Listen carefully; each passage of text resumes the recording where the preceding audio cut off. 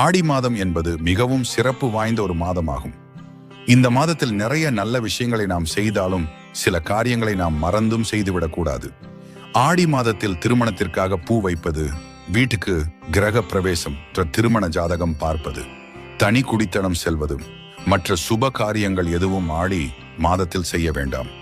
ஆடி மாதத்தில் குழந்தை தாராளமாக பிறக்கலாமா? பிறப்பும் இறப்பும் கடவுளின் படைப்பு, அப்படி பிறந்தால் ஒன்றும் தப்பில்லை.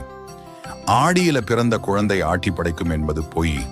ஏன் ஆடி மாதத்தில் ஏதும் செய்யக்கூடாது என்றால் காரணம், சிவபெருமானை பிரிந்து தேவி பார்வதி தவம் செய்யும் மாதமாக இருந்தது. அதனால் இந்த மாதம் ஏதும் செய்யக்கூடாது. முடிந்தவரை ஆடி மாதங்களில் வீடு புதிதாய் குடி போவது, வாடகை வீடு மாறுவது என்றும் எதுவும் செய்யாதீர்கள். அதேபோல் ஆடி மாதத்தில் புது தொழில்களை தொடங்க வேண்டாம். இதுபோல் நிறைய ஆன்மீக தகவல்களை பெற எங்கள் சித்தர் தரிசனம் சேனலை சப்ஸ்கிரைப், லைக் செய்து கொள்ளுங்கள்.